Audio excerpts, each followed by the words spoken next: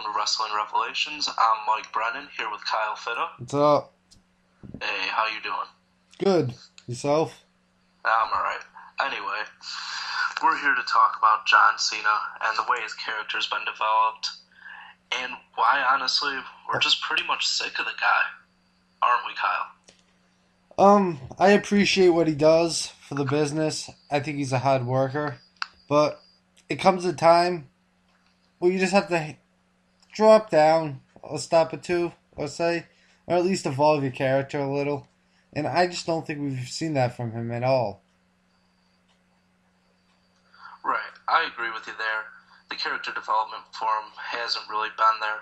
The fact remains, though, he's been in WWE how long now? Like 7 years or so? Probably longer than that, right? On the top, he's been there for 7 years. Right, feels like 12. Anyway, the guy's been the same damn gimmick since he really made it to the top. Sure, he had his rapping gimmick and he was the heel for a little while, but then he just coasted and destroyed everybody in his path. And you can only do that for so long. Well, back in 2006, he was sort of portraying a character that had a little more intensity, cared a little bit more. But ever since this revelation of the PG era, he's been more outgoing, non-caring, and to be honest, it detriments everything that he doesn't care about. For instance, if he's about to face a heel wrestler and the heel wrestler beats him for the title, and he comes out and says, "Oh well, shit happens." Like, it's not giving the heel any credit for beating him. Also, it's not putting the title as something that's prestigious. It's like, whatever, I'll win it again. Let's tell shitty jokes. Right, and that's exactly what happens. He loses the title, he gets a match, he might lose again, and then he gets another match, he might lose again, and then he gets another match, and another, and then finally, it just needs to stop, you know? Because if I watch him every pay-per-view in the main event, and he wins cleanly, or he loses because of some outside interference, some ref bump, something out of his control, it just doesn't add anything to me. It just takes away from everything. There needs to be more to it than that. I can't keep watching the same damn recycled storyline for 7 years. I mean, we live in an era now where I like to call it the fast food era, because it's not the Bruno days or even the Hogan days. We are a very fast-paced society. And to see a guy have virtually the same character for 7 years and be on the top for that long, eventually we're going to get sick of it. And we've already got sick, and a lot of people have already gotten sick of it like 7 years ago. I mean, it's time to evolve the character. It's time to, even if you don't want to turn him heel, which I think they should, and I'll talk about that a little later, add something to it. He's too black and white. I mean, there's no, like, dimensions to his character. It's just like this guy that doesn't even exist anymore. Nobody acts like him in society anymore. It's like this superhero, immortal character. He has no flaws whatsoever. He's goody two-shoes. I mean, nothing bothers him. He smiles, tells jokes, ha ha ha. I mean, how can a babyface get sympathy when he doesn't care? Right, the biggest problem is the sympathy. The thing that I hate the most is that damn smile, to be honest with you. No matter what it is, the guy just smiles through it, and then he goes to work. It's like he's one of the damn seven dwarves. Honestly, this guy just needs to go away, or change his gimmick, or something. Take some time off. I mean, here's a perfect example. When he won Money in the Bank, the guy tried to mimic Rob Van Dam. Van Dam told the champion ahead of time, who happened to be Cena, shocker there, that he was going to cash in the title in a complete face move. And obviously, you know, Money in the Bank, usually you go attack the guy when he's down, and usually turns into a heel turn. And realistically, that wasn't going to happen with John Cena. But to just do it in this premeditated, boring way that you wouldn't expect anything less from the guy, and now he has to carry the weight of the world because he's the only guy that hasn't won while cashing in Money in the Bank. But everybody's forgotten because no one really cares because he's just going to get another title shot, which he did. It's stupid. And another thing about him taking time off, he just got off a really compelling match with Brock Lesnar at Extreme Rules exactly 1 year ago, which you were attending, right? True. Yes. he Brock Lesnar beats the evident shit out of him in the match to the point where I thought they were going to call the match at one point, and that never happens in WWE. That's how well done that match was. So he gets his ass kicked. Okay, Brock Lesnar gets overzealous. He screws up. Cena wins. However, Cena goes into this promo where he's saying he's going to be taking time off and blah, blah, blah, blah, blah, yada, yada, yada. And then it would have been a perfect time to rejuvenate the character, let Cena get away from him a while, let the fans have a break from him. But instead of doing that, they completely ignore the promo, and he's back. Not only is he back, he's feuding with John Laurinaitis, the GM. How retarded is that? The problem is they don't have anybody to replace him, even in a small amount of time. Sure, you could plug a guy in there, and chances are they'd fail. Because you can't do it like that. You can't feed everybody to John Cena for 7 years and then expect some magical plant to blossom and suddenly you can give that guy the world title. It doesn't work like that. You can't do it. Punk's the only guy that's credible enough to maybe step in for Cena. But that's not going to happen, so what the hell am I talking about? Because I was going to say, there is actually a guy, and his name's CM Punk, who actually in that year outsold Cena in merchandise. They won't tell you that, but Punk said it, and I believe him. I do. And so what do they do with this guy, CM Punk, who the majority of the fans liked? He didn't get boozed. They didn't have to, what's it called? Take the booze out. What do you call that? Editing. You could call it editing. There's another word, but that's beside the point. I mean, people generally like the guy. And, I mean, if you're pushing this PG era, what's a better guy to push than a guy who is legitimately drug-free? That is a good representation of a guy that kids can really look at as a role model, opposed to a guy who's a phony. Cena's character is a phony, and it's nothing to do with him. Maybe a little because he could say, you know what, guys, I've been on top enough. I don't want you to write my promos anymore. I don't think my character is going the right way. So to a degree, it is his fault. But you see where I'm coming from, right? Right, but to say that he has absolutely no input into stuff, that would be naive. I mean, he's just as much to blame as anybody else. I mean, I believe he's a total yes man, and he will go with the company no matter what they want. And he's stated that before, that he is honored to work for Vince McMahon, who gave him the opportunity, and he's going to do whatever he wants. Opposed to Punk, who's going to call McMahon out for his bullshit. Right, I get that. I just find it hard to believe that, there isn't some strings being pulled backstage, especially in, this kind of situation when you're on the top. I mean, let's give credit where credit's due. Cena does do jobs and he puts people over. However, leading up to the match, most of the time, not always, because he gave Punk a lot of credit in their match. Also, The Rock, before the match, even though he won. But it's such a detriment because of his promos that he doesn't take these guys seriously. So when they beat him, it's like, oh well, whatever. Like, who cares? I'll win. It's like they're not even getting their comeuppance for anything that they do to him. And it's just, I don't know. Right, and then when it's over, it's just over. And nobody cares and we all move on. And that doesn't make sense to me. Everything that I've learned about wrestling basically disagrees with that. Because, I don't know, like Randy Orton and John Cena, like, they feuded for how long? And now they're like best friends. And John Cena's friends with everybody after their feuds. It's so stupid. It doesn't make any sense to me. I just think it goes further than John Cena. I mean, if you look at the baby faces in WWE, it's almost with everyone. They play this hollow baby face that's very one-dimensional, very bland, no real characteristics to themselves except smiling, laughing, just not really giving two shits about what the heels do to them, just laugh it off. I mean, if they don't care what the heels do to them, why should we care? Right, that's That's the exact problem. I mean, John Cena is the prime example because he's always in the spotlight. But you are right. A guy like Sheamus, for example, him laughing just looks wrong. Like when I see his promos and this giant guy with orange hair built like a truck is just giggling and laughing, well, what the hell? Like, no, go kick someone in the face.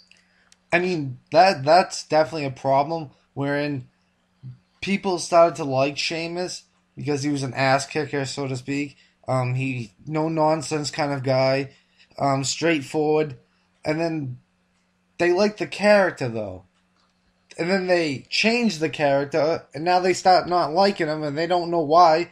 Well, because you changed this character that people were liking as a heel, and you turned him to something that he wasn't.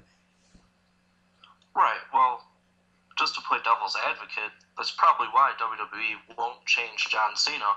Maybe this is the way John Cena, the guy, is. Because he did cut that promo saying that in order to be a bad guy, you have to actually be a bad guy in real life, which is absolutely stupid. Cheat on Makes your no wife. sense, especially since he was a heel for, 2 or 3 years. So were you a bad guy then he turned into a good guy? That's absolutely insane. But maybe WWE is afraid to turn him heel. As a matter of fact, I'm sure that's it. They're afraid to lose the fan base of the kids and maybe some women. It's understandable, honestly. I believe they think of it as when they turn Austin heel, but I just see this, it's the polar opposite to me, and I'll explain why. Austin essentially invented the Attitude Era. He was everything it stood for. He was the figurehead behind that company. Once he turned heel, it was like the product changed altogether. Cena, on the other hand, is just like, I don't think Cena is a big star without WWE. I think he's just a cash cow that they want on top because he's nice to them, he's yes to them, yes sir, and all that. So what I'm saying is, if Cena left tomorrow, I don't think anything would really change, to be honest. I mean, we saw it with Jeff Hardy. Like, Jeff Hardy was on a huge streak and getting popular kids. Same as Batista. And they left, and what really happened? WWE's making more money now. Right, but neither one of those guys were number one. They were close. Let's be honest. They were close. I'll give you that. But how many guys that were close have TNA brought in and hasn't pushed them to the next level? You mean to tell me if John Cena left WWE and went to TNA, there would be no effect? I don't think so. Maybe I think that's insane. Maybe a little. Not that much. I really just don't see it. I think that would change wrestling forever. I think he's a homegrown talent, and he's only as big as the WWE is. I don't know, man. I have a hard time believing that. Look at everyone that went to TNA, rather. What did they do for them? What did they do for the company? Absolutely almost nothing. Am I saying he wouldn't make a little impact? Of course. Enough to make this like a Monday Night War? Hell no. I completely disagree with you there. I think if in the event John Cena were to leave WWE, I'm not saying it would destroy the product, because that's irrational. But it would certainly help TNA. It would change the game.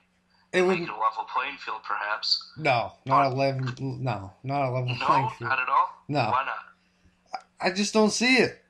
You're taking the number one guy from a company and we've seen putting them in the other but company. We've seen it before. WCW with Hulk Hogan, and that ended pretty well. No, WCW was a lot bigger than TNA ever was. We've seen these guys from WWE go there time in and time out, and it does hardly anything for them. In fact, they got one of the biggest wrestlers of all time to go there, Hulk Hogan. What did he do? He actually detrimented the company more than helped it. Oh, come on. You're taking Hogan like 20 years after he should be wrestling. Hey, he's still popular.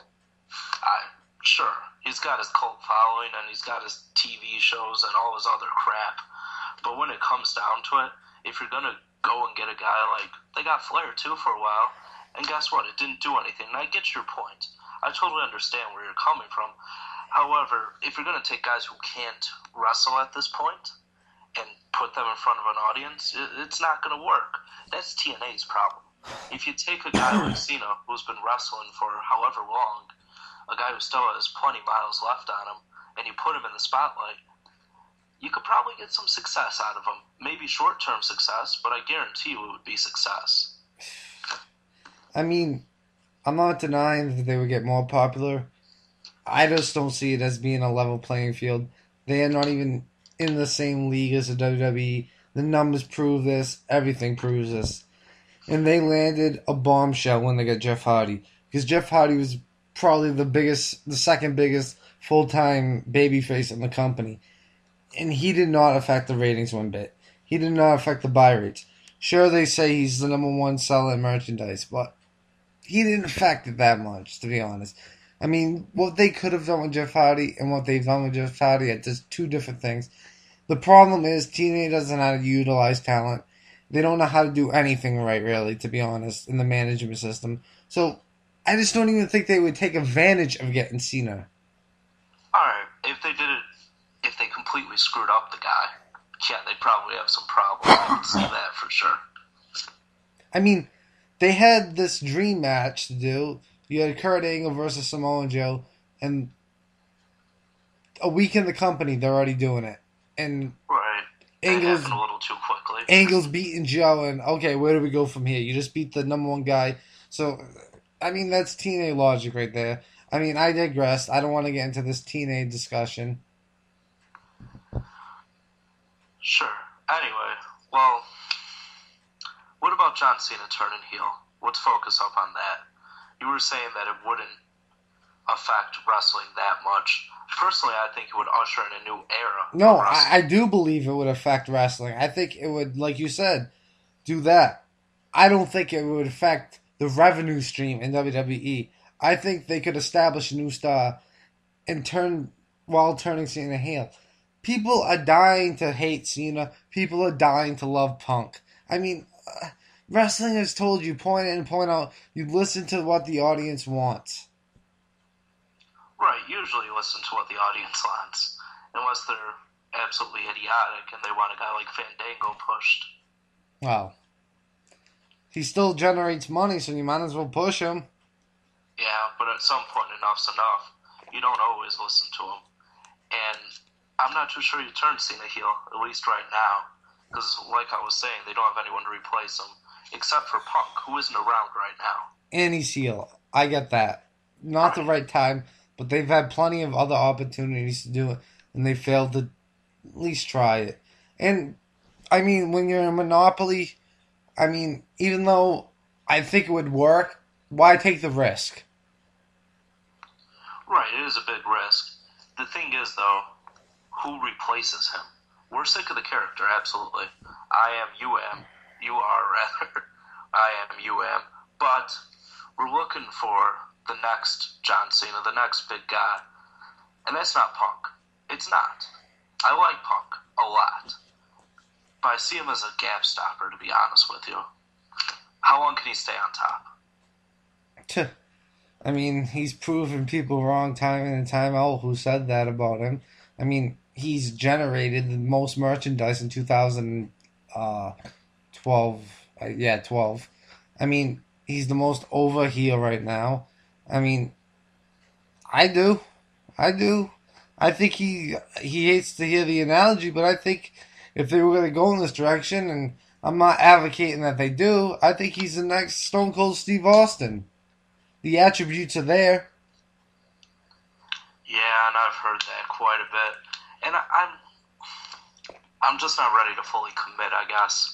And apparently WWE isn't either. They're not ready to fully commit to making the guy number one.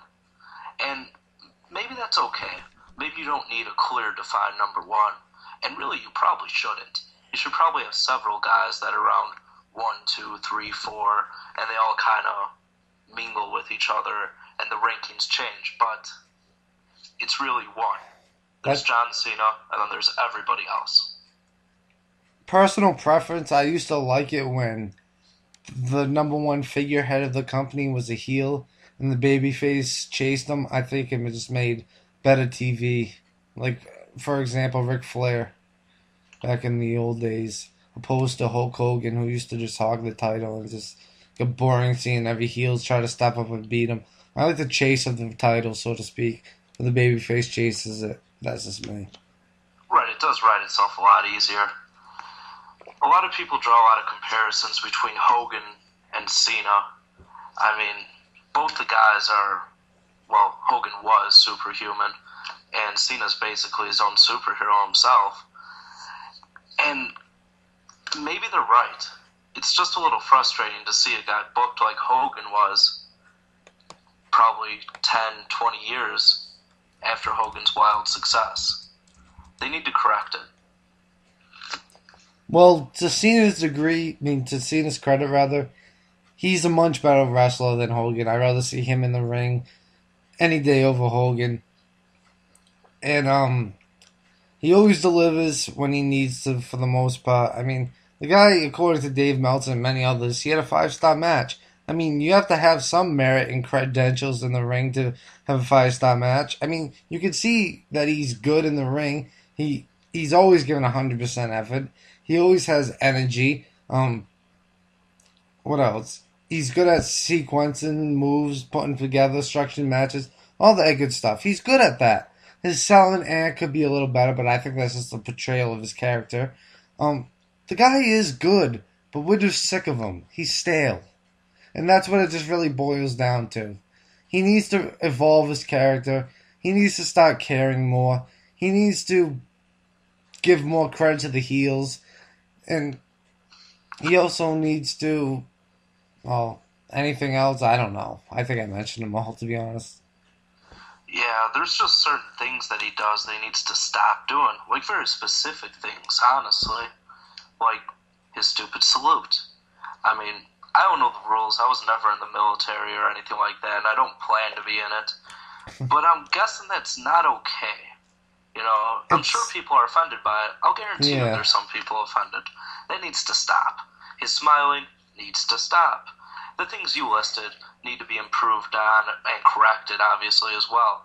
But there's just so many little things. Like, for example, something like him picking up all of his opponents. Just, you know, you knock him down, and then you pick him back up. Why? Why the hell are you picking him up? Knock him down, and then knock him down again. Like, it blows my mind, and that's the problem with wrestling in general. But John Cena needs to change everything almost, to be honest with you. There's a problem when I see 90% of his promos, and I cringe almost. I'm like, I hope someone doesn't walk into the TV room and sees me watching this, because I'm embarrassed. I'm literally embarrassed that I'm watching this. Like, I don't know if you saw it, but the Star Wars promo. Oh, no, I didn't catch that. Oh, it's one of the worst written promos you'll ever find.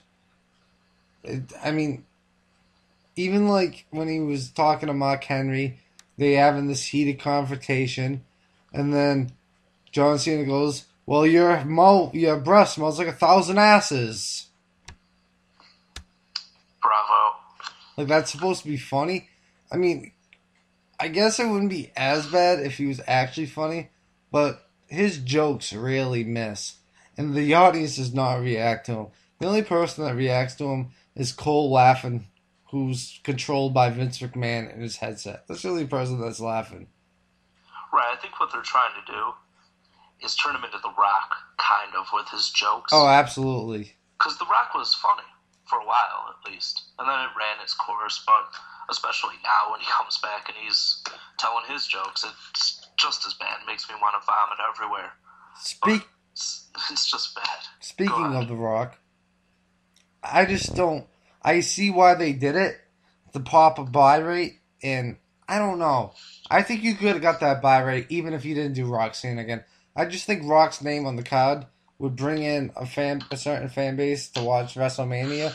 And let's not forget the fact that WrestleMania is always WrestleMania, and it's always going to get around $1 million buys. But you bring in The Rock, and the only person that he puts over is the guy that doesn't need to be put over. Right, that's the exact problem. I mean, Cena's the same damn way. Who does he put over? Guys that are already over. Hell, he doesn't put over anybody, let's get real. Tensai. He put over Tensai. And how did that work? He should have never went over Cena to begin with. Yeah, that was wonderful. Great booking. But he did elevate Punk. You gotta admit that. Right, he elevated Punk. And how many times did Punk beat him cleanly? But he was a heel. I'm just saying, Cena doesn't lose clean to anybody. He lost clean last week to the Shield. Okay, once. 7 years? Once? Come on, man. Coupled to Triple H. Alright. I'm guessing we can count him on 2 hands.